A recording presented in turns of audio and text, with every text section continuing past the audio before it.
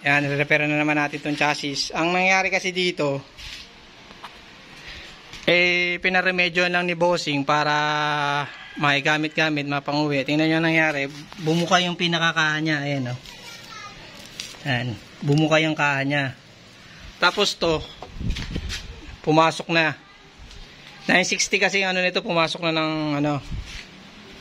Kaya mamaya natin sukatin. Kasi itong kabila, ayan, o, nakita nyo, nga. Bumuka na rin. So, ito yung sa pinakaloob niya. Niremedyohan lang kasi yan, boss. Mga sir, ayan. Niremedyohan lang yan. Tapos ito, pumasok na siyang ganun. Yan, 960 kasi yung original na sukat. Magmula rito sa nuts. 960. Ay, hindi ko kasi walang nakatagahawak ng... Yan, 960 kasi dapat. Tingnan nyo, 90 lang siya. Dapat dito yan eh. Yan, ganyan dapat yan. 960 dapat yan magmula doon sa bolts na yan hanggang dito. Tingnan nyo. Ang laki, di ba? Yan, tapos kung mapapansin nyo, bumaba na siya.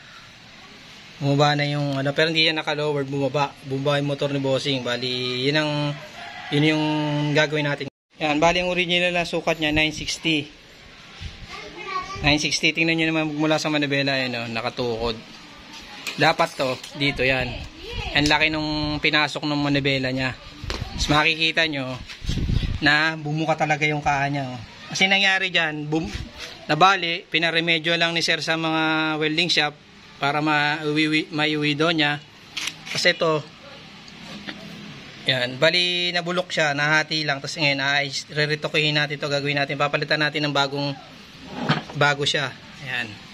Ayan, nawala na sa alignment.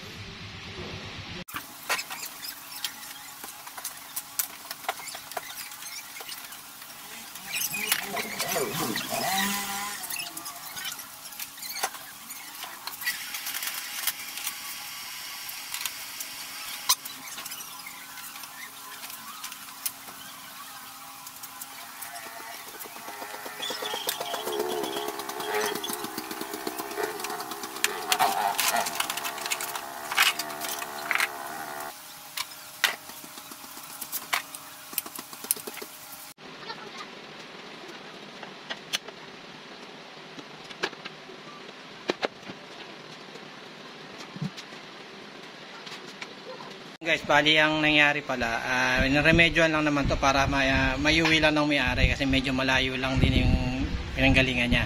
So ito, tingnan pala yung nangyari, tinapalan. Yan, kabilaan niya nilagyan ng tapal. Kabilaan siya.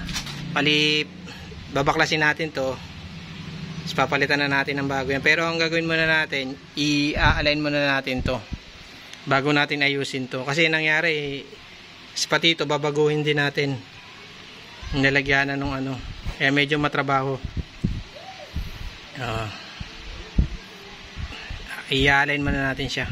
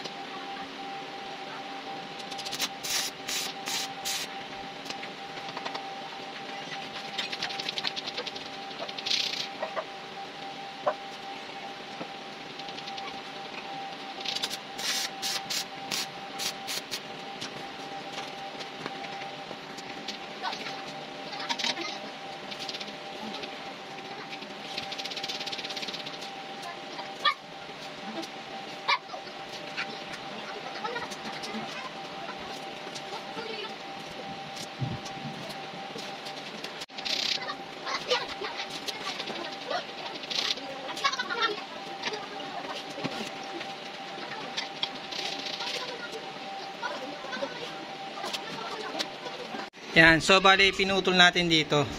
Yan, pinutol natin yan para mag-expand siya. Kasi ito, papalitan na rin natin to. Ito titingnan natin, to double check natin kung pwede pa naman itong ginawa na to para makamenos naman yung may-ari. Tatry lang natin. Pagka okay pa to, hindi na natin yan. Bali ito na lang aayusin natin.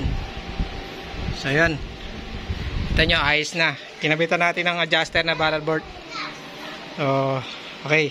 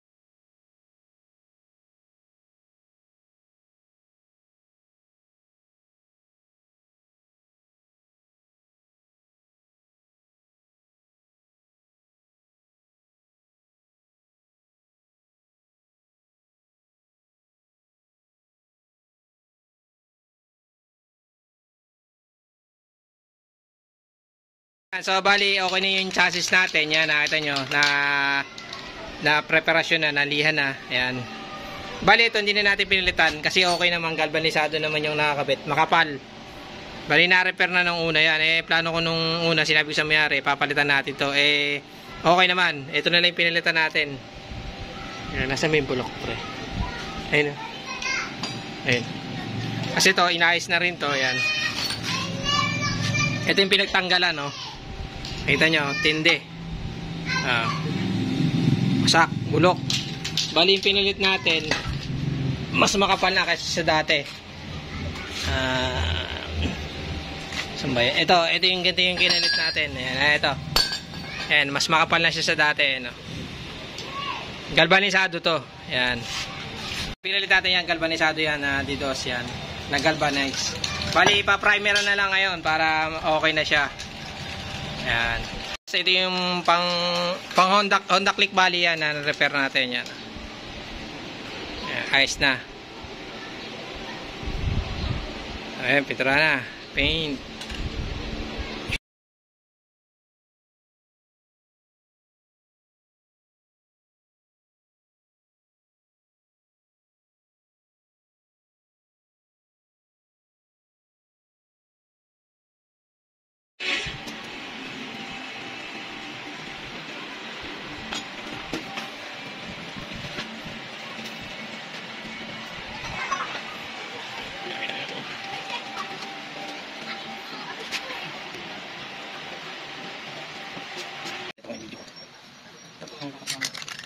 Di ba?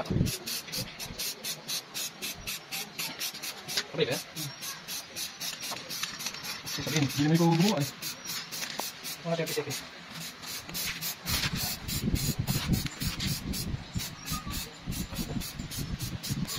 Hindi ko gilbigin natin. Hindi ko rin eh.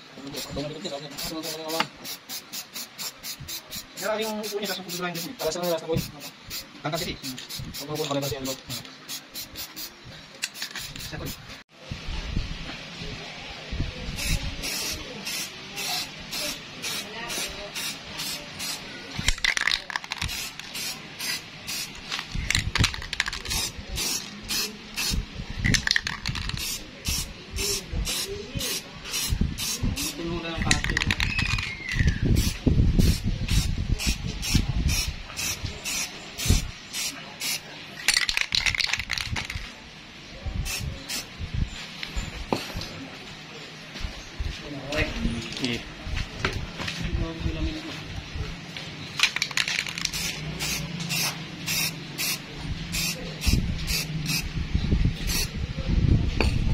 So bali tapos na yung repair natin chassis. Yan, bali na pinturahan na rin. Ayan yung Honda Click natin, nakita nyo. Ayan, bali yan, so bali nakita nyo naman na okay na kaysa nung unang pinakita ko nung nakarang video. Yan, ito yung makinis na siya. Yan. pinaka ano niya. Bali, ito yung pinaka welding natin. Yan, na makikita nyo. Din talaga natin nasa maigi para reinforcement din yan. Kasing lalagyan ng busina na mayari kasi nawala na rin. Sa pinturahan na natin siya. Ayan, makinis na. Tapos ito yung malalano nakaraan na meron dito nakatapal na flat bar na ano. Kasi niremedyoan lang yan para maiuwi lang. Magamit pa ng mga ilang araw. Tapos dito sa kabila, ayan, okay na rin. Nabulok din to. Part na to.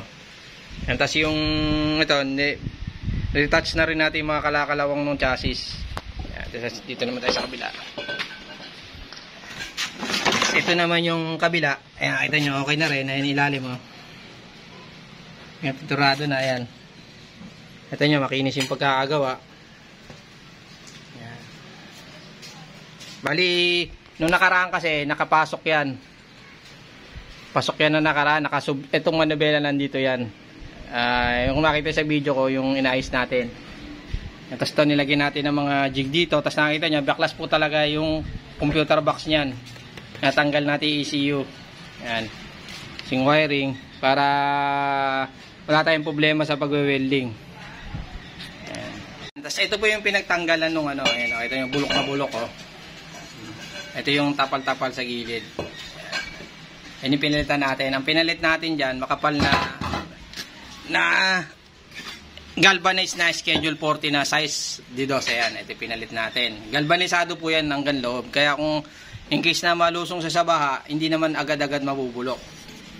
Ayan o. Pero sa alat, wala pong posible dyan ha. Ayan. Ito kasing galvanized, medyo matatag-tatag. Kasi itong ganito, black iron po kasi yung loob niya, kita nyo o. Black iron siya o. Ibig sabihin ng black iron, hindi siya galvanized. Ito, galvanized siya. Ayan o, pinakaloob o. Kung anong itsura nung labas, ganun din po sa loob. So, ayan, bali, i-install na po yung mga kanya, ikakabit na. Thank you. Wow. Yan o, makakasabihin nyo ayan, Honda Click. Tapos na yung ginawa nating motor, yung ni-repair natin na chassis repair. Ayan. Yan, ito yung nakaraan na may issue na gap issue. Ayan. Dito, ayan, okay na siya. Tapos itong gilid, yan, okay na. Dinikitan namin ng bulldog kasi nga nasira na yung pinaka lock niya sa loob. Siguro yung pagkakayukong ganyan nasira na siya, pero nilagyan natin pandikit dito. Kabilaan kasi yan bumubuka, yung pinaka lock dito na sinasalpak na plastic niya nasira na. Tapos yung sukat natin dito okay na, kuha na yung 960 kasi sukat niya magmula rito yan. Bali hindi na siya nakayuko. Nung una kasi nandito yung manubela niyan. Yan, tapos yung pinaka ano niya, flarings niya, yan, okay na. Hindi kamukha nung una, ito nakanganga. Kasi ito nilagyan na rin natin ng lock kasi naggawa nung nasira na yung mga ano niya yung mga lock niya. Pero ayan, okay na, nakapit na natin. Tapos dito. Yan. Tapos dito naman tayo sa kabila. Ayan, pinakakabila niya, yan, okay na rin. Yan, wala nang gap issue. Ayan, okay na rin siya. Dito, ayan, okay na. Yan. Yan, inilagay natin ang pinaka brace dito. Tapos yung likod naman niya, yan, pantay naman siya. Pinakatapalodo. Yan. Yan, so bali okay na siya. Pipick upin na lang na may-ari. Ito pala yung pinakaloob niya. Ayan, makikita nyo naman. Ayan o. Dito naman sa loob na ayos na. Ayan o.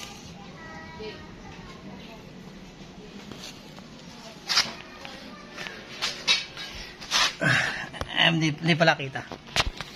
Bali, inabot ng 3 days to bago natapos yung ginawa natin dito sa motor ni Bossing. Kasi nga, hindi po kayo gumagawa ng one day build. So bali alay na yan, so pipick upin na lang niya. Kasi ito pala yung ginamit natin ang materialis dyan, ha, ulitin ko ulit. Ayan, tubong D2 na schedule 40 galvanized. Kasi ito yung pinagpalitan niya. Ayan, oh. Grabe, sira-sira na, diba? Bali pinalitan natin ng bago yan. Ayun, thank you. Sa mga gusto magpagawa, PM nyo lang ako. Kung minsan hindi tayo makapag-reply agad kasi ako lang po mismo nagre-reply para sa inyo. Ayan, maraming salamat po. Thank you. Boss yung motor, boss. Boss. Boss, taga saan ka, boss? Maraming salamat, kuya. Taga saan ka, boss? Taga-palit. Taga Pampanga po si Sir. Pumunta rito sa Barangay Tabe, Ginto, Bulacan. Yan. Nakita niya ni Sir sa video natin yung pag-repair ng chassis. Boss, salamat ha. Salamat po. Ayan. Salamat. Nakita na yan sa page natin. Honda Click pala yung pinagawa ni Bossing. Yan. Boss, thank you ha. Wala, ano? Again.